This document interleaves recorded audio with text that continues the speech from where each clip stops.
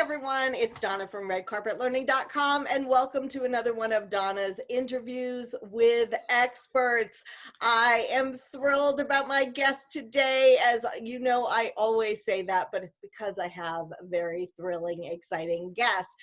Before we meet her though, I want to acknowledge again that I am filming this in March of 2020 in the middle of the COVID-19 pandemic. And of course, that is why you're seeing me in my bedroom, because we are sheltering in place to keep people safe from the disease. But it's such a great time to catch up with my friends. And this guest is no exception. I want to introduce you to Meridith Elliott Powell. She is an award-winning author, keynote speaker, and business strategist. She's a sales and leadership expert, voted, and this was news to me, one of the top 15 business growth experts to watch by Currency Fair. Well, congratulations, Meridith. She has a new book out called with our mutual friend, Mary Kelly, called Who Comes Next? Leadership Succession Made Easy. And we're going to be talking about that. But first, we're going to be talking about the book that she is currently writing, which is called Thrive, Turning Uncertainty to Competitive Advantage. Meridith Elliott Powell, she's my friend. We're glad she's here. Welcome, Meridith. Thank you. I'm excited to be here and excited to have this conversation. I know, it's so good to see you. So, Yeah. Gosh, this is a crazy time we're having right now. Right? Yeah, not to say the least. To say the least, and everybody has been impacted. And I think it's fascinating. You know, just before we started filming, you were telling me about this book that you've been writing for a while now, even before the pandemic hit. Yeah. Thrive, Turning Uncertainty to Competitive Advantage. What a timely topic for what we're going through right now. But you did tell me you actually have been writing this for a while, and there's an interesting story behind why you started writing the book. Why don't you tell us about that? Yeah, it's, you talk about a timely subject, right? But I started a couple of years ago doing research on the book. And the reason that I did is, if everybody can remember pre-pandemic, the economy was actually red hot. It was really, really good. And when I would go around and I would talk to business owners and I would say, how are things going? People would say, we're having our best year on record. I'm not sure things could be better. But oh, this uncertainty, is if everybody was waiting for the ball to drop. And I just started to think about, why is uncertainty always a negative? Why is it always a bad thing? And I just wondered if there were any record or any history of companies who had actually started to think of uncertainty as opportunity. And what would it be like if we started to flip the script on that? So I started the research on that, which goes all the way back to the 1700s, which is the mercantile age, for those of you who don't remember from history class. But it's fascinating what this world has been through in terms of war, in terms of disease, in terms of economic downturn, and what a small group of organizations, leaders, and companies have done to actually come through those times, not only sustaining the business, but actually coming out the other side thriving. And so I wanted to do that research, put it together in a methodology, and share it with people, because I think we're in for a lot more uncertainty and a lot more change. Yeah, it certainly seems that way. And even if you're watching this later, years later, the one thing that's always certain is uncertainty, right? Exactly. So, but what a timely topic, considering what we're going through right now. I mean, I think it's fascinating. I can't wait to read the book myself. Yeah. And so I want to just know, like, what do you think now? Like this complete dramatic change, because like you said, I was the same way. Like, this is going great, so exciting, and then the ball just dropped out of seemingly nowhere. Yes. It changed everything. And I know my clients, my customers and viewers are experiencing the same thing. What's happening now with COVID-19 and the change we're going through and that we're going to see? What does that mean to people who are in business today? I think the thing about COVID-19 is, I've certainly speak about uncertainty and talk about uncertainty, but this is uncertainty at another level. right? And it's even made me question, what am I missing? What do I need to be doing differently? And what I am suggesting for myself and for other clients right now, and really based on some of the research I got from the book, is there's 4 areas you need to be looking at your business, no matter how strong or how weak the marketplace is. And number 1, you need to be asking yourself, at least on a monthly basis, what do I need to be doing to sustain my business, just to keep it going and keep it afloat? So you've got to focus on those things. Number 2, what do I need to be doing to make sure my business is successful 1 year, 2 years, 3 years from now? Because even if you're talking about a pandemic, or you're just talking about the fact that the marketplace is shifting, the way you're doing business today won't be good enough to do business going forward. We are living in a time when there is more happening outside of your business that could impact your success or failure than inside. And that's very different for people. So you need to have that vision. The third is you need to be doing everything you can to take care of you. So you need to focus on your health, body, mind, and spirit, the psychology of where you are and how you're looking at things that are happening in the marketplace. You need to put your own mask on first. And I really caution business owners to make that time every day. I don't care what you're doing, but you need to seal that time for yourself, because that's going to make you that much more productive. The other is we need to keep a very close eye on our finances. You need to question where your revenue sources are coming from and really question what you're spending. And we all need to have that cushion now. I feel like we've kind of become like our grandparents. We've become those, or for me, my parents, those Depression era babies. You know how so many people have had grandparents or mothers that, would still save that much food. We're probably going to be those people. Yeah. Oh, we're already in my house. I know. Yeah. For sure. Yeah. Yeah, absolutely. So I actually watched a video where you shared these 4 tips, and I was furious notes. And I think that I'd love to, if you don't mind, let's dig a little deeper on the first 2, especially. Sure, yeah. So when it comes to sustaining your business, I know for me, I've kind of completely flipped the switch from sales to service. Yeah. And really just looking at how can I serve the people that are my customers so that we're staying in relationship, and actually just authentically, genuinely from my heart because of what's going on. So what is it when you say, what do we have to do to sustain the current business? What are some of those best practices? Let's divide that into 2 categories, right? Let's assume that you're watching this in good economic times. And I'm going to tell you what you need to do to sustain the business in good economic times. And in good economic times, you need to be thinking about not only what am I doing to serve the existing customers I've got, but what am I doing to bring in the revenue that I need to sustain the business long term. One of the biggest mistakes I see businesses make is they don't pay enough attention to cash flow. You get so caught up, you have a good month, and you get so caught up in taking care of everything you've got to take care of, you take the foot off the gas to be paying attention to the revenue that you've got to have going forward.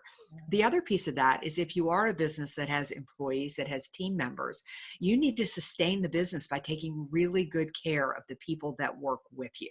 And to be thinking about the fact, if somebody left, if somebody got sick, if something happened, do I have somebody in place, for that? So in bad economic times, in the middle of a pandemic, you're absolutely right. I mean, we can't be tone deaf. I can't just be calling out everybody and saying, hey, you said you were going to sign a contract with me. Where are you? Right? So in a pandemic or bad economic times, it's not as much about cash flow as it is about positioning yourself really well so that when we come out, you're the first person people think of. And I'll just give you an example. I do strategic plans for a lot of companies. And I did 4 in the first quarter. And I've called every single one of them and said, when this is over, you get a free update. Because this strategic plan was pre-pandemic, and what we put into place is irrelevant. I'm on a schedule of reaching out to every single person I've spoken for and worked for since 2014, and just checking in and sharing some, articles of information, some things that I think, will help. A little bit of business comes out of that, but that's not the reason. It's not the reason you're doing it. I think in terms of economic downturn, you need to think before you reach out, what is my intention? Right. And if your intention in the moment is you're afraid and you need business, go take a breath, go walk around the block, and then come back when your intention is pure, because we're feeling things more than we're feeling any of them. But that balance of sustaining and growing the business, you no matter the economic times, you've got to have your foot on both in both pieces. Right, right, absolutely. And I think the idea of really checking your intention is Yeah. really, really important. But just the fact that this is for many of us who you know, uh, not the people obviously in healthcare or senior living or who are Yeah. out there working furiously, but for those of us who are home, small Yeah. businesses who are closed, this is actually an opportunity to get in front of people in a way that we haven't before, to bank some of those marketing strategies that we didn't have time for before, but with the intention of how am I being of service, how am I being of help. So I think It's so funny to me that, from a government perspective, so many of us fall into the non-essential workforce, yeah, right. right? And but Justin, you had mentioned a video that I had posted, and I'm just trying to post some videos up there that, hey, this is what I'm seeing, this is what I think this might be helpful. I'm blown away by the number of small business owners that have reached out to me, people that I haven't heard from in years, that have said, this is so helpful. Thank you so much. This is exactly, I've shared this with my team. So I may not be essential in needing people to get food or to get health care, but whatever you do for a living right now, who you are as a person, you're essential.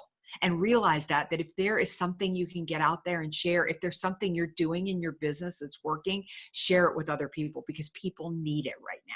Yeah. And I think one of the, on a side note, one of the really great things that has come out of this incredible, unprecedented time in our history is that people are stepping up and Yeah. contributing whatever they can contribute. Yes, And I agree. towards a common goal, which is a business lesson in and of itself. So, Yeah.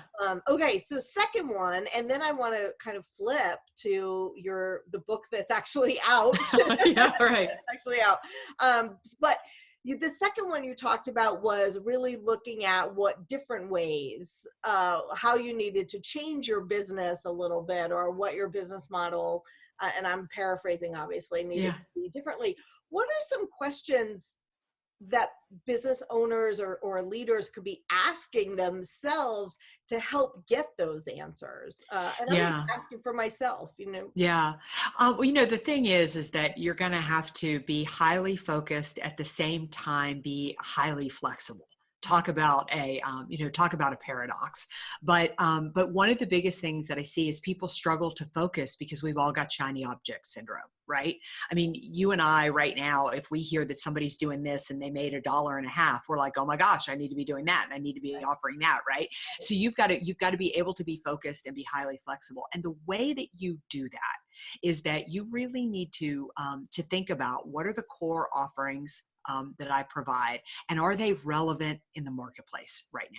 Really understanding not only the customer's pain point, but what is the language of their pain point. And I'll give you an example. I had just because I talk a lot about uncertainty, some of the things that in some of the services that I've been providing right now out to people, my leaders have given me back the exact same message, but it's in a different language for them. It doesn't speak to the way that I had put it out there. It doesn't speak to exactly what they're looking for. So you need to be listening more than you have ever listened, and really question whether what you're providing is relevant or isn't relevant, because you may need to change some of those things.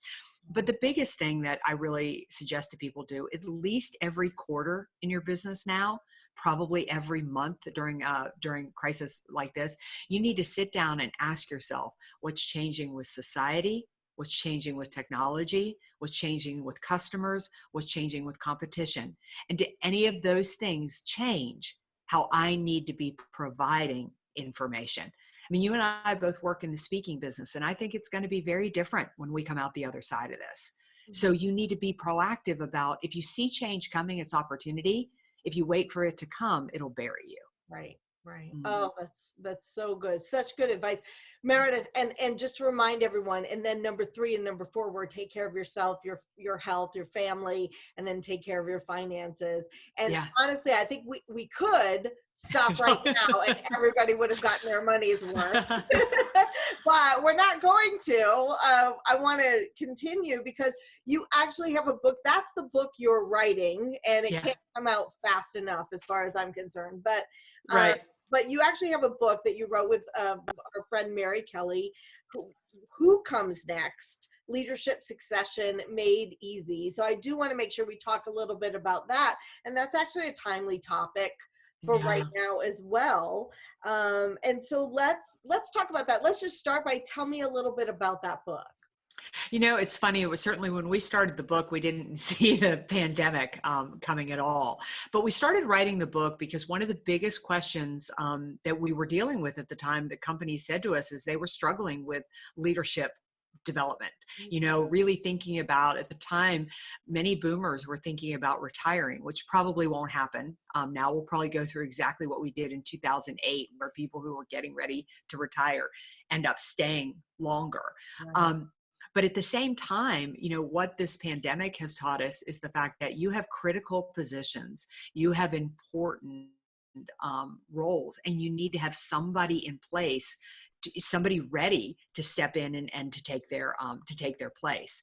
And so, you know, right now you think about a pandemic and you think, well, it's going to be a buyer's market, right? I mean, certainly if you want to hire employees right now, you're going to be lucky enough to be able to find people who need jobs.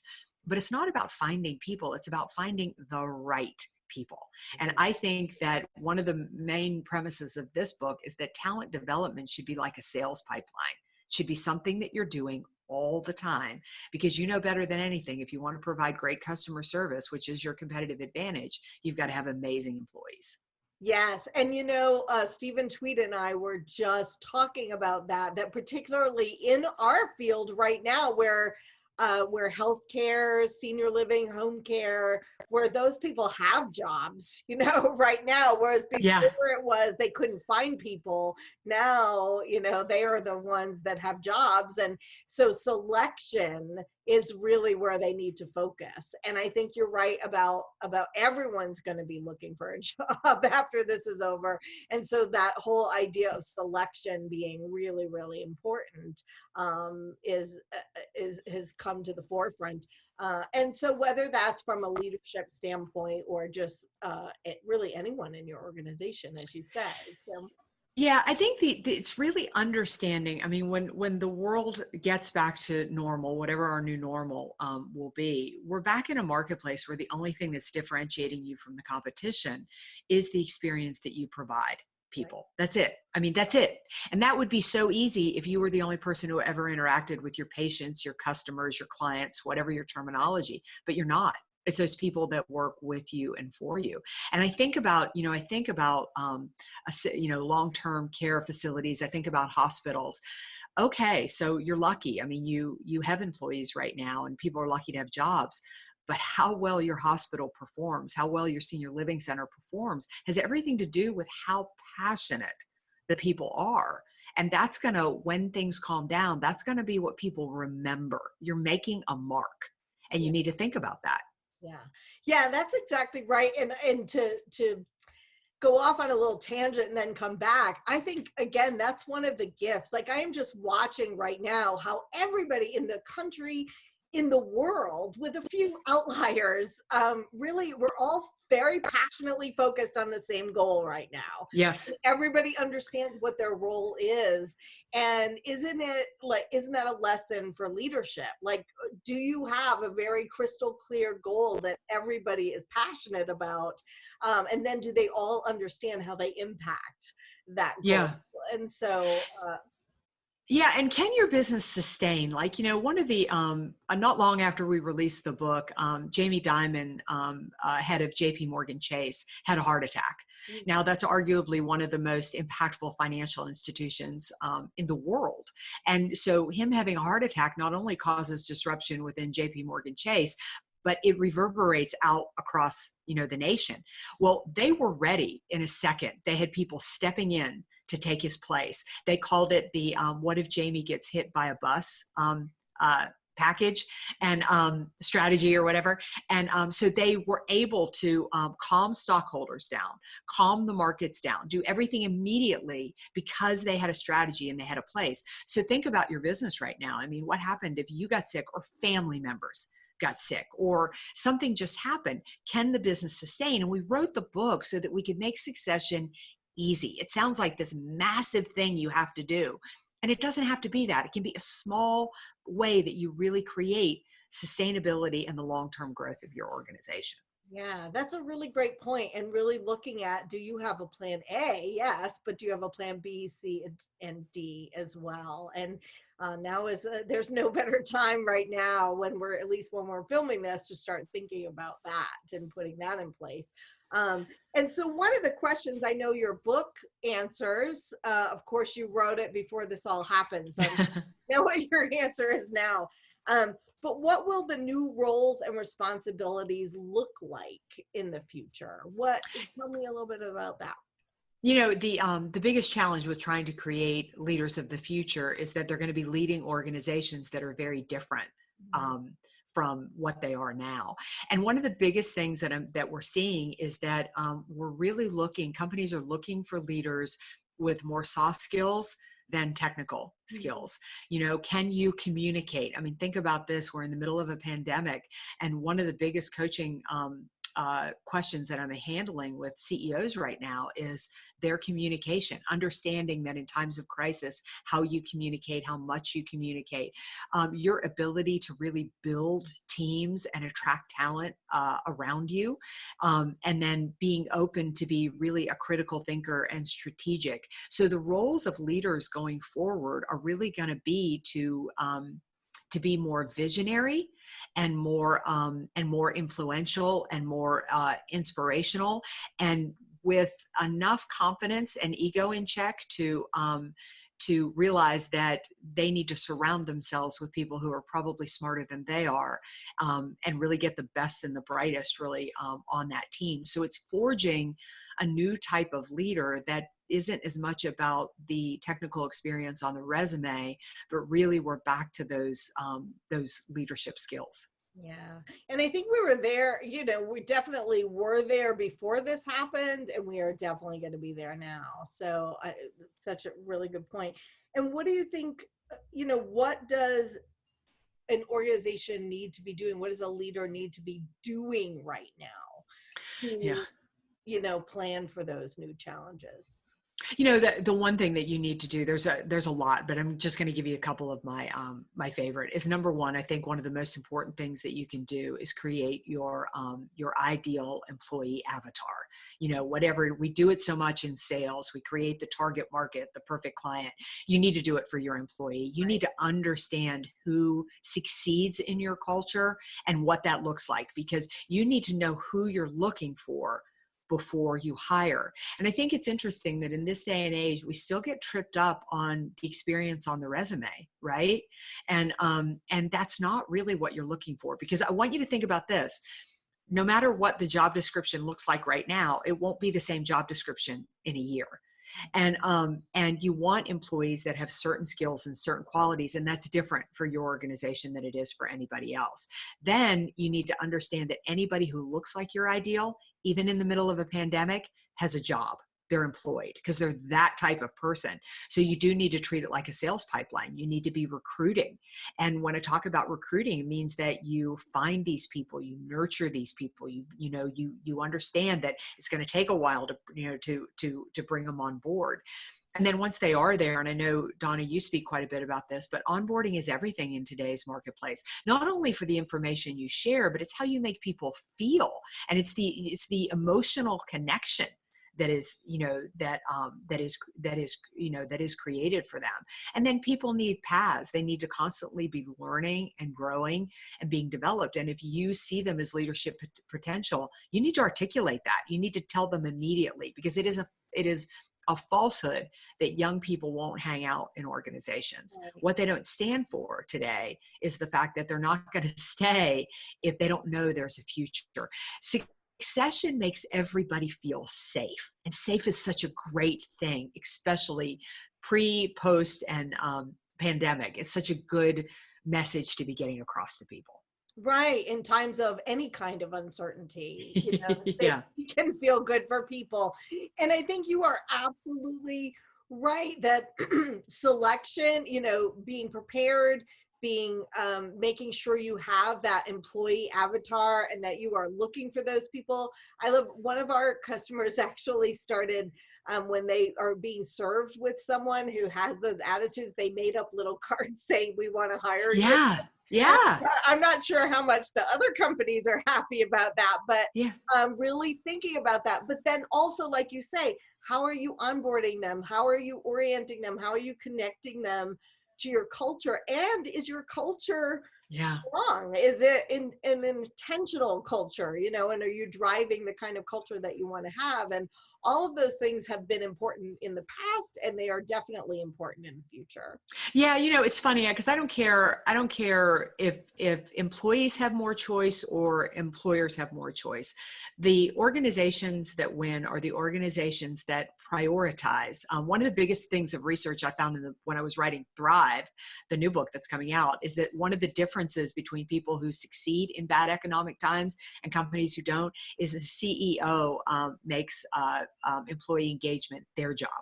They don't outsource it to anybody else. They may work with HR, they may work with other departments, but they take that role on as one of their chief priorities and responsibilities. They understand how critical it is. And for a good employee, if you choose to be the type of person that people hire, you're always going to be in the power seat and you're always going to work. Right. You're right. And you're absolutely right about, it really does have to come from the Yep. CEO, the COO. It's not employee engagement. It's not an HR function. They No, can help it's with it. not. Yeah, Yeah. absolutely. Yeah. And then who's going to move into more senior level positions going forward? Tell me about who comes next. Well, I think it's going to be, you're going to see a lot of companies really working for diversity, and not because diversity is the buzzword. It's because they're going to realize that their leadership teams need to look like their customers, their patients, or their clients. And they're going to realize that they need points of view, not only from, we think about racial diversity, or gender, but this is really deeper than that. They're going to need people from different socioeconomic backgrounds, different education backgrounds, different experience backgrounds. So the organizations that I see really positioning for them for success going forward are really doing that, and they're smartly doing that, making sure that they have people on the team with wisdom and experience well into their 60s, as well as bringing some younger people in. And again, I think that it's going to be more people who are collaborative and really work together as a team, because one individual can't run a company anymore. It's got to be not only a collaborative situation, but it's got to be collaborative beyond the boardroom. It's got to be, do you have employees pushing information up as well as leadership pushing people down? It's, that's really what the workforce of the future is going to be. And then I do think that it's going to be a lot of more of the soft skills, a true record of the of team building, collaboration, critical thinking. Can you motivate, inspire, and communicate? And are you, one of the most important is, are you resilient and adaptive to change? Because you've got to be held by a leader who's really paying attention to what's happening out there and can flex and move and is actually driving change before they're asked to. Right, exactly. And not, and I am we are so aligned in terms of, because I really believe in involvement at every level of the organization. Yeah. I think you're right. We're gonna have to see more and more of that going forward. So, Meredith, is there anything about this book or the other book or anything you want to add that I haven't asked you yet? Well, I think the thing is that it's the biggest message that I want to get across to people and that I'm passionate about is that uncertainty doesn't have to be a bad thing. Change doesn't have to be a bad thing. And your opportunity lies in the people that you surround yourself with and the team that you create and the culture you design. If you focus your time and your energy there, then the ideas, the strategies, the things you need to be successful, they're going to take care of themselves. There's some basics you need to have in place, and then whatever comes your way, you're going to be well positioned to take advantage of it. Yeah, this is so good. And you know what I'm hearing through all of this, the thread is, even with all this change, that hasn't changed. That has not changed. In fact, it's become even more important. And so thank Yeah. you so much. This has been so fantastic. uh, Thank you. I've Everyone loved it. love it. Please, everyone, tell us below. Tell Meridith, ask questions. I'll make sure she gets them to you. Comment below the video. Meridith, where can people find you? Where can they find your book, your books? Yes. Well, they can find me on my website at valuespeaker.com, just the term valueandspeaker.com.